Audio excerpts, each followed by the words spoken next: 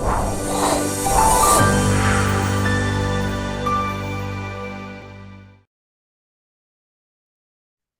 again, everybody. I'm Jamie Allison, and this is the Big Idea, Big Moves podcast. This is the destination for high performers. We talk to CEOs, we talk to entrepreneurs, we talk to athletes, just people doing really cool things in their space, and some things that hopefully we can find out a little bit about their journey and how they are doing those things. But some of those things we can probably take away bits and pieces and reflect them in our own lives as well. And I know I have one of those guests today where we're going to be able to do some of those things. I'm really to have Dr. Justine Luchini with us today. She's the co-founder of Thirdzy, which is a high-growth startup. It's devoted to helping both fitness athletes and just health-conscious adults have great night's sleep with better quality of sleep and recovery from both physical and mental stress, which is really cool. Before jumping into entrepreneurship, I know she worked in IT solution sales. She's done leadership roles. She's also studied health science at Western and has a doctorate in chiropractic. So first of all, welcome and thanks for taking the time, Justine. Really appreciate it. Thank you. Thank you so much for having me, Jamie. Yeah, and well, you could see a little glimpse of it there. I think would be really interesting for people is that you have taken probably not the prototypical career path, or you've made some changes through that career path. So why don't you tell us a little bit about about how that happened and maybe some of the things that triggered you to getting to where you are today. Sure. Yeah, that's I have had quite quite an unconventional path, Yeah. and so as you mentioned, I studied health sciences at Western, and then I studied chiropractic in at the Canadian Memorial Chiropractic University in Toronto. Yep. And then I went ahead and I was in private practice, and I practiced for 7 years, and I moved around a few times. So I practiced in London, Ontario with some of my early mentors. And then when my contract was up there, I decided to go on an adventure because I had never done that. And I took a contract in Peru, actually. I practiced in Peru for a year. Wow. And then I moved to Portugal and opened my own practice, opened and ran a practice in Portugal, which was kind of wild because we were opening a practice in a place where like I didn't speak the language. So Yeah. it was like learning how to build a business, but also doing it when like your communication was super limited, which Wow. in a lot of ways was really helpful as an aside, because I think sometimes we get in our own way with over explaining things. And you might have guessed already, I can like really talk. And so having to really narrow things down to like a few words and explaining things really concisely was actually really overall, I think, super helpful for me. Yeah. As well as just learning all of the ropes of like, marketing and sales process and hiring people and building out a physical location, like doing all those things Yeah. in a foreign country was a crazy adventure. And then my partner and I at the time decided to go separate ways. And so I moved back to Canada. And much earlier in that journey when I was in Peru, I had actually had an injury while doing CrossFit. And not because just not for the normal CrossFit reasons. It was actually there was a problem with the rig, and Yeah. I actually fell pretty far Oh, and wow. Really? hurting kind of my neck, upper back, shoulder, and then never rehabbed it really properly because I was working and I was working with my hands and doing a lot of physical stuff all day, every day. Yeah. And so by the time I moved back from Portugal to Toronto, I was having some kind of injuries with my shoulder, my elbow, and my wrist.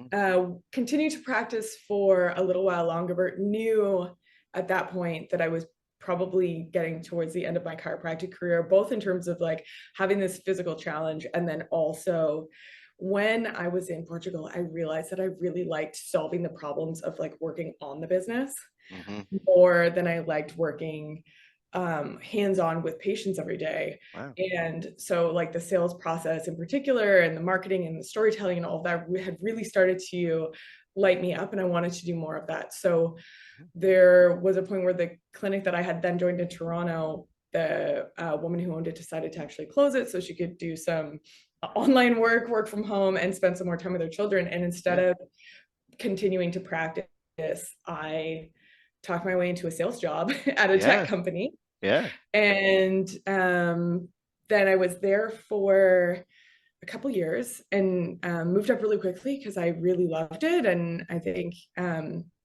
I knew how to work and I knew how to sell. And when you're coming into a sales environment where a lot of the kids were kids, a lot of the people who worked there were a Yeah. lot younger than me starting out. And I, when you Yeah. start at the bottom, you can kind of make those bigger steps when you know how to work and kind of how to do those things. So Yeah. I was team lead there, and then COVID happened, and Yeah. kind of there was a lot of joy for me working on a sales team. So I played team sports growing up.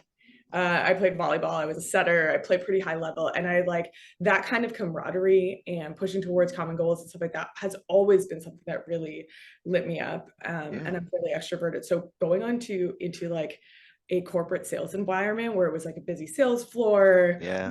gong that you would ring, like hit when you hit your Yeah. monthly or quarterly quotas, and like having that kind of environment of being back on a team really, like after working in kind of like a private practice where you're kind of working on your own basically or with one or two Yeah. other people, was like Whole amazing. different energy, for sure, Yeah, right? whole different Yeah. energy, and Yeah. like just it really brought a lot of joy to my Yeah. life Yeah. in a way that like I didn't realize I was missing it until I was back in that kind of environment, and it was actually Yeah. like fantastic. And I think that's another reason why I kind of excelled in that role.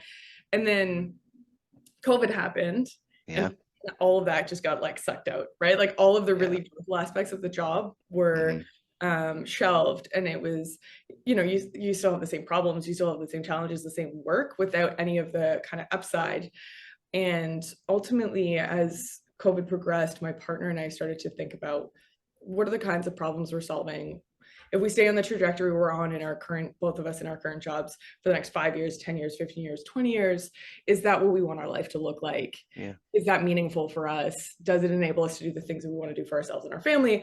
All of those, I think, Hmm. I don't know, maybe I think almost everybody had some sort of existential Yeah. crisis during lockdown. Yeah. Yeah, that's true. It was a reckoning for a whole lot of people, I think, at that time. So, Yeah. And yeah. so ultimately, we kind of came to this point of thinking, like, if I'm going to be sitting at my computer alone in my home all day working on somebody's business, because at that point, the company I was working at had said, we're probably never going back to the office. Yeah. Um, and now, of course, they are back in the office. But but Yeah. once But once once that kind of shoe fell of like we're never going back to the office, hmm it was okay. Well, if I'm going to be sitting, alone on my computer all day every day building someone's business, do I want it to be somebody else's or do I want it to be mine? yeah. And having already scratched that entrepreneur itch earlier in my life Hmm. and kind of what that looked like, I started to really lean into this idea of like, I think that there are problems that I could be solving that I could do from, my computer essentially. And one of the big ones was sleep, Hmm. where, long time in healthcare, 3 different continents. And I can say among almost every single patient that came through my door, one of the things they all had in common was that they would tick the box of like, don't sleep well. Yeah. And not even just like the acute pain people, where it kind of makes sense, right? Like if you're back to Sure. pain, you're not going to sleep well. But if Yeah. you're coming in for athletic performance or general Hmm. health and maintenance, or you're past the acute phase of an injury and you're doing your more rehab stuff, Yeah.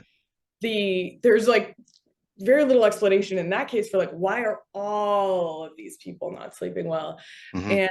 And then one day I started tracking my own sleep, and I realized that my sleep quality was quite poor. And it started to add up some of the things, some of the challenges that I had had over the course of my adult life, where, and I don't know if you can relate to this, but I think a lot of people can, waking up in the morning after a full night's sleep and Hmm. really not feeling rested at all. Yeah. Yeah. And I was like, well, that shouldn't be happening. Yeah, yeah. Well, and I think people are becoming more aware of that too, because there are certain things that, people are tracking things and they're seeing that, okay, it felt like I slept during this time period, but you could see that their sleep hasn't been fantastic at all. So, Totally. I yeah. completely agree. And it was like, even as a healthcare provider, I think up until I started tracking my sleep, I still really thought about sleep more as a state and not as a Hmm. process, right? Where it's like on or off. And once I started tracking it and then started learning more about it, because I'm a super nerd and I really wanted to like dig in and understand why are these things happening? What are the metrics? What's supposed to be happening in your body at night while you're sleeping so that you do feel good in the morning? Yeah. I realized like, oh, this is this whole thing. This is this whole like massive physiological process that we all just kind of ignore or hope we don't need to do. So Yeah. that because we don't see any point to it, because all we want to do is perform during the day. Yeah. And once I started focusing more on that, all of these things that I always thought like maybe I have a little bit of a hormone imbalance, or maybe I have like an energy problem, because there would be so many days where I would just start to feel more sluggish than I thought I should and all this stuff. And then once I started focusing on improving my sleep quality, all of a sudden I was like, oh no, my hormones are fine. Yeah. I don't have an energy problem. I had a sleep problem, and particularly a sleep quality problem, because I really didn't have trouble falling asleep. It was actually getting sufficient rest while I was sleeping. And that's hard to quantify, except for like, how do I feel in the morning, until I had a sleep tracker. And even though it's imperfect technology, I think it was like very eye-opening for me, and led to obviously wanting to create better solutions in that space, because most of the stuff that exists in like sleep support is either a sedative, Yeah. which essentially makes that problem worse, because then your brain's not doing anything while you're sleeping, your Yeah. body's not doing any repairing while you're sleeping. Or is melatonin, which is great if you're jet lagged, or if you have a hormone problem and your body's not regulating your sleep rhythms appropriately.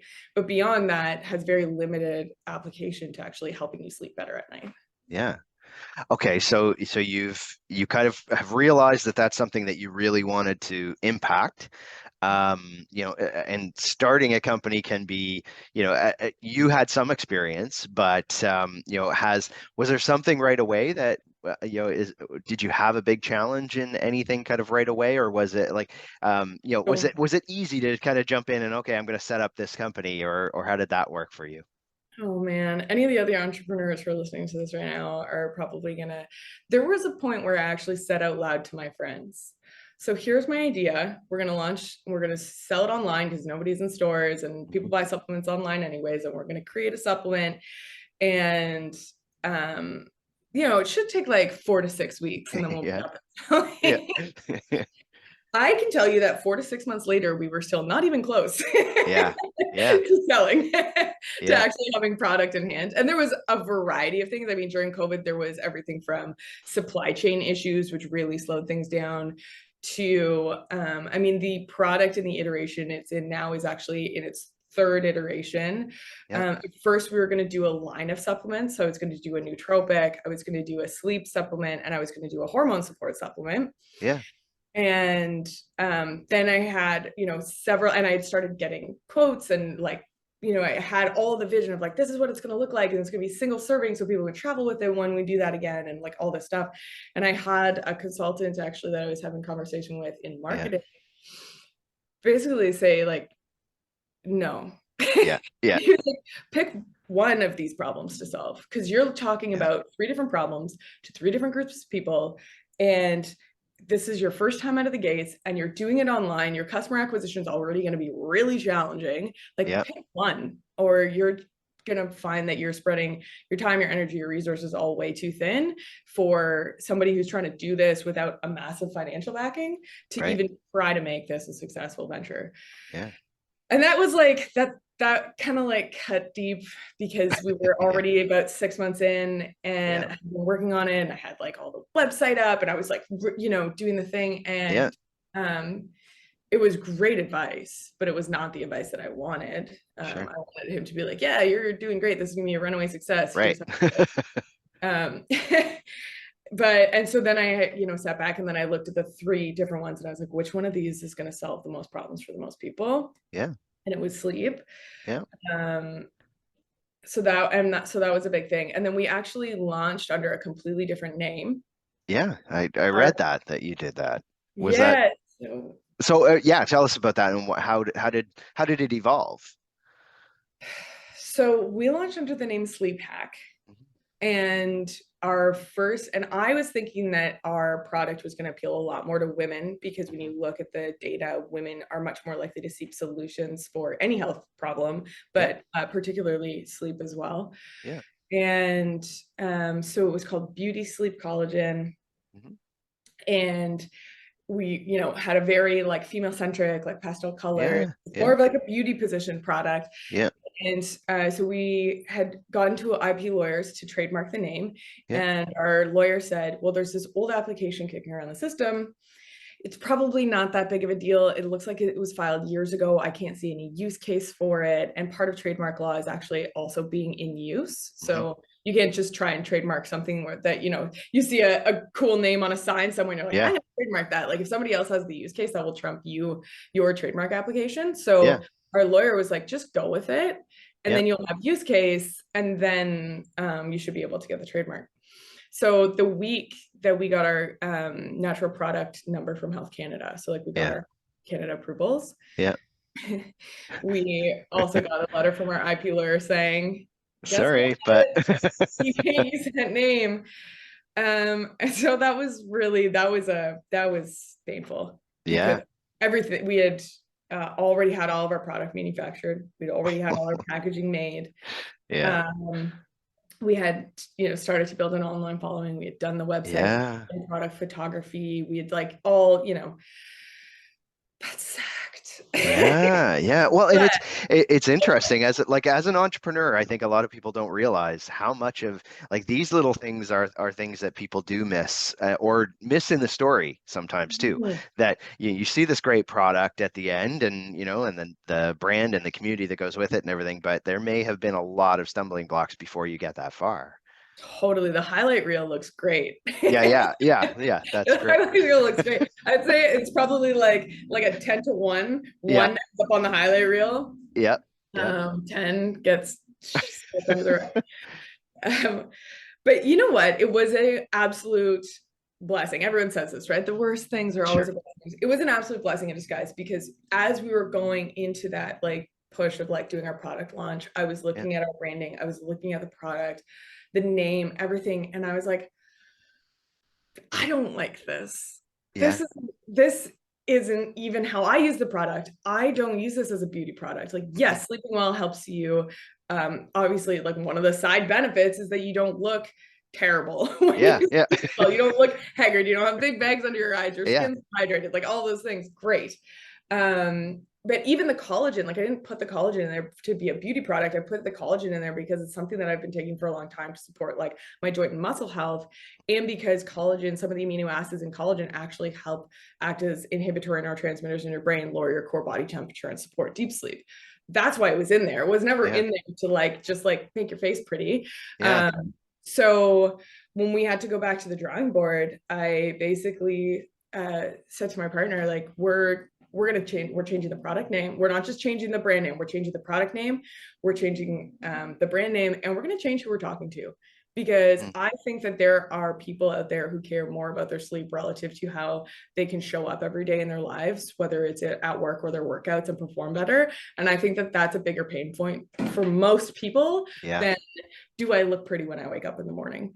And so that was what we did. We just Now, did did all you that. have to, you had said you had already started to, build your community around it, all of those things. Did you just completely relaunch and reset all of that, or did you do anything to try to bring that group over? Like, how do you build community when it's something like this, where, you're now talking to a very different crowd, and what was your strategy around that? Yeah, so interestingly, I feel like we've done a much better job of building community now that we made that pivot. Mhm. So, and part of it is because we are telling a more authentic story. And it is more kind of like speaking to our people, which is around performance and both like in and out of the gym. So, Yeah. it was also interesting around that time, I had actually been approached through a friend to consult on a recovery program for a group in the CrossFit community called WOD Prep, who makes a lot of like different programs to help people improve their performance in different aspects of the sport. Yeah. And so they had reached out and said, hey, and I know a lot about sleep. Yeah. Do you want to be our sleep expert? Because we know that the most important thing for recovery is sleep. And a lot of people suck at sleeping. Yeah. And so, and then right around that time as well, when I was at the gym, somebody had actually said to me, they were looking out, we were talking about their Whoop band, and they were like, Yeah. I just wish there was something that I could take that would help me improve my recovery scores. And I was like, Yeah. are you serious? Because I have that Yeah. and I can give it Yeah. to you. Like, I made that. It's called Beauty Sleep Collagen now, but it's not going to be called that in a few weeks. Yeah. So I think there was like a lot of signals to me of like where we should be looking to next. And then in terms of Yeah. building community, it's really just been about connecting with people, particularly like fitness athletes, and not, you know, not just CrossFitters. We have a lot of people who are runners, like who do marathons Sure. and Yeah. put a lot of miles on their body, Yeah. who, you know, are cyclists, or just like people who kind of push and demand more of themselves. And so I think telling that story and inserting sleep in there for people around, like, you know, sleep is part of fitness. If you've been Hmm. dialing in your diet and your training, but you're ignoring your sleep, you're going to get diminishing returns, because that's when your body does all its building, right? Yeah. Yeah. Um, and so that's where the kind of like the community has started to come from. And I think we did ultimately make kind of an announcement on like our Instagram page that we Yeah. started to have a following on, and that kind of stuff, saying like, hey, we're changing the name Yeah. and Yeah. changing the product name. And like, thank you so much for being here, for the people who were, you know, there from the beginning, but this is the direction that we're going in now. And we lost some followers, and then we gained, and then Sure. we gained other people who Yeah. were more in line with what the message that we were um sending, and the problems that we were Yeah, trying. yeah. Like, I mean, it's interesting that I think the connection with our audience would obviously really fit nicely because you know, we do have we have a pretty heavy CrossFit kind of community, I guess, because of some of the guests, but we also have ultra runners. We have people that are just also people that do this just to kind of keep themselves well in their workplace as well, and you know, entrepreneurs like yourself, but people that are trying to use it. So I actually think the community could probably build fairly quickly because it's a much larger group. I would assume that you know, might benefit from understanding the benefits of the product now, whereas before it might have been very, you know, a little more narrow. Yeah. So it's kind of interesting to see how that evolved, and you're probably right, has done that in a great way. Um, as you know, again, I'm going to go back to you just as an entrepreneur for a second. Yeah. Um, how do you, and it's related, but you know, I think a lot of people don't understand how much time is involved in doing something where you are the person who has to do the marketing, has to do the finances, has to do all of those things, and you know, you may have a partner or partners to do that with, but how do you find balance yourself? Because I know that, you know, you're still involved in fitness outside of this and wellness for yourself. How do you try to balance that as much as possible? It's a good question. I think so. We still have a very, very small team. My Yeah. partner still has a Yeah. full-time day job, actually. Yeah. Yeah. So, and it is easy to not have balance. And I think there are certain times in your life where you sacrifice balance, where you say like, okay, this is going to be really unbalanced for a while, so that Hmm. in the future maybe we can have a bit of a swing back. And I've really started to factor in a lot of the stuff that goes around taking care of myself as Hmm. being working on the business. Yeah.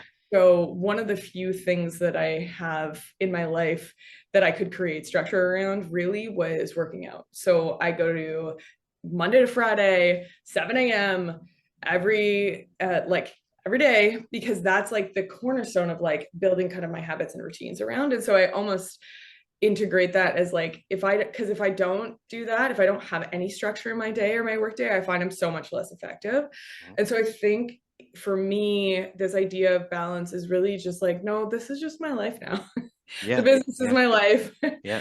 And working out and eating well and sleeping at night and all these things are just like aspects of me like existing in the world. And I think it also helps that way. I feel like when people try to, and again, like whatever other people do that works for them, great, but for me, when I try to compartmentalize my work and try to be like, oh no, I need work life balance, and I'm Yeah. only work this number of hours, I find that creates more stress for me. Hmm. Because then if I'm leaking out over the boundaries that I set, then I feel like I've somehow failed. Yep. Whereas if I'm okay to like do a couple hours of work on a Sunday, even though it's a Sunday and that should be a rest day or whatever, I don't get upset about it. I'm like, oh, this is just like bonus time. This is like bonus work time. Yeah. Other Yeah. people are working and I can get something done. So I think that the idea of balance, I think especially in the context of people who are really trying to achieve a lot or grow a business or get promoted or Yeah.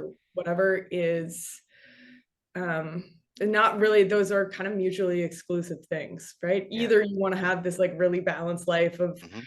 having a ton of time for family and a ton of time for friends and some time for work and some time for working out, or you're really pushing towards a singular goal, and that's going to mean that you're unbalanced in trying to achieve that thing. Yeah, yeah. No, I think that's because I think a lot of people will say, "Oh, well, yes, I have lots of balance. I do this and that." But the reality is, there are times it ebbs and flows. And I mean, as a business owner myself, the one thing is that you have more control over your time. It doesn't mean that you work less. And I think you don't usually than if you're in a corporate role. But you have a little more, I guess the ability to schedule yourself so that you can do some of those things as well, which is usually positive. Um, Yeah. so, how about goal setting from your end? Because are you somebody who writes down, like, for your business, do you have very set goals on what you want to achieve for a period of time? And then, because I'm assuming if you're in sales, you're very used to having that, with the bell and everything else. But also just personally, do you set very specific goals? Like, do you write them down? How does that process work for you?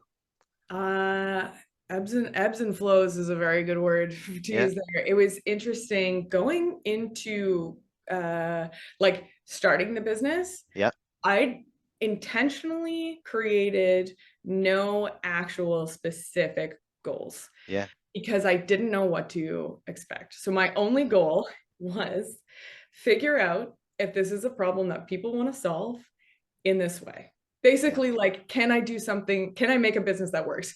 Can yeah, I do communication that connects with people that they want to buy this from me? That was like it. So for the first, year, we've been selling since February, yeah. and right through until last month, we had no specific goals, no Hmm. sales targets, Yeah, no profitability metrics that we were like gunning for, like none of that stuff, because it was all just like, we need to learn this. We need to yeah. learn our audience. And I think it wasn't that I was trying to avoid failure. It's just when you don't even know what a realistic goal is, I Hmm. think it's really hard to, I think you're just kind of like deluding yourself if you're like, we're going to be a $10 million company in 5 years. Like, I have no idea. It's Yeah, all yeah. made up. And now that we have several months of selling under our belts, and we know what we've been able to achieve this far. Now I have like a much more realistic idea of what we could achieve a year from now. And so Yeah. this was the very first quarter that I sat down and I set quarterly goals, and then I set a goal for the end of next year, and we set a 5-year goal. Mhm.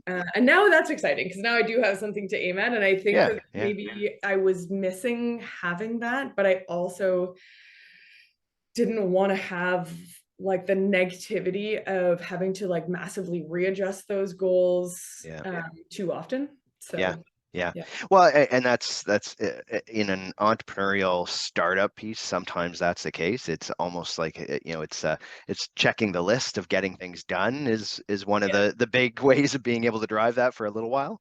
Um, so one of the things that we ask everybody who comes on, Justine, is to get a couple of tangible things that people can take away. And considering your background and the importance of sleep, I think, and we only kind of touched on that a little bit, but maybe that's the one thing is the impact of it.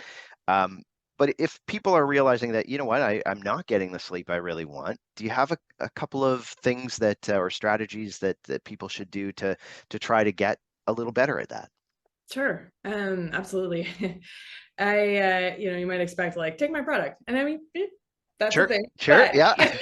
but like, I'm gonna put that into better context Yeah. where all of the research, and whether it's just like you want to sleep a little bit better or you Mhm. want to get better quality sleep, now, or you have some sort of like major sleep, pathology like insomnia or sleep apnea or whatever. Yeah. It almost doesn't matter in what type of sleep function we're looking at. All Yep. sleep improves when you have more consistency with your sleep. Mhm. So for people, I think most people set an alarm in the morning to wake up. I Yeah. think a lot of people will sleep better if they set an alarm for themselves at nighttime of when they want to start winding down and getting into bed, Yeah. because you can train your body to more easily initiate the processes that it needs to when Yeah. you have consistency around it. And I think that's a huge thing that's missing for most people, especially because a lot of people will sleep dramatically different hours on the weekend than they do during the week. Yeah. So finding a way to maintain consistency in your sleep schedule is definitively the number one like big thing that you can do to improve your sleep quality. And then there's some environmental stuff, like the darker your room is, the better. Yeah. Having your room a couple of degrees colder at night than it would be during the day, also really helpful for helping drop into deep sleep and get better quality sleep. Having a quiet environment and trying to keep, other beings out of your bed that shouldn't be there, if it's your pets, if your kids, Yeah. things that are going to actually cause those sleep disruptions. So those Yeah. are the big behavioral pieces. Okay.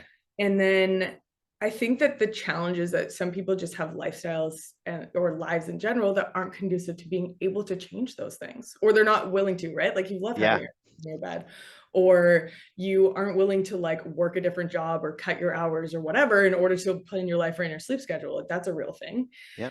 So that's where something like using some supplements to help lower your stimulation at night, give your body more of the nutrients and amino acids it needs to go through proper sleep cycles. Because that's where a lot of like the quality issue, the fall off is we're overstimulated because we do stimulants all day long, including our screens and then our chemical stimulants.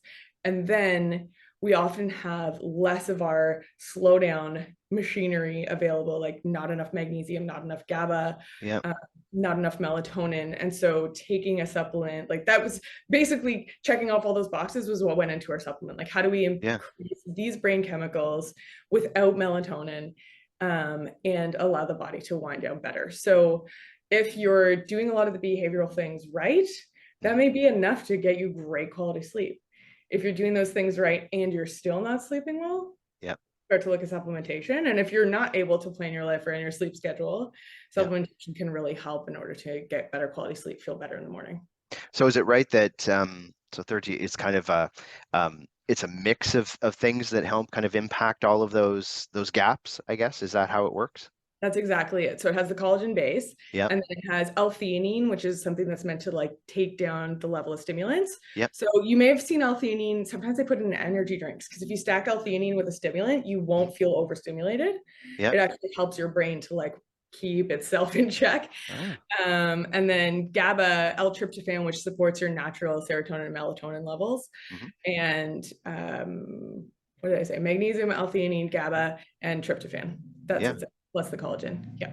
Okay. Well, so if people are wanting to, obviously they want to follow you and find out about your story as an entrepreneur and all those things. I mean, there are lots of, especially being a woman entrepreneur. I mean, you know that's big high prominence right now. So congratulations to you for doing what you're doing.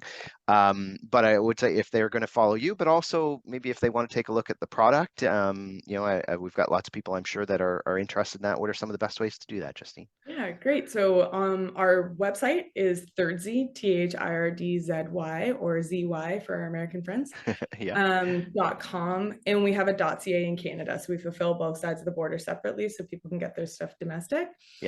And then on Instagram, you can find us at Thirdzy HQ. All right. Okay. And we will make sure to everybody doing that, we'll put it on the show notes so that you can get a direct link through there.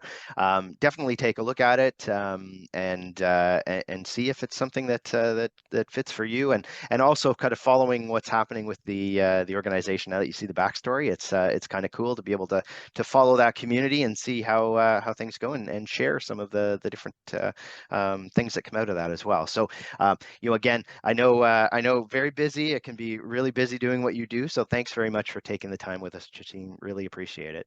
All right. Thanks, Jamie. Thanks so much for having me on. No problem. And to everybody else, make sure that you hit subscribe on the podcast. We have great people every week. Again, we'll talk again soon on Big Idea, Big Moves.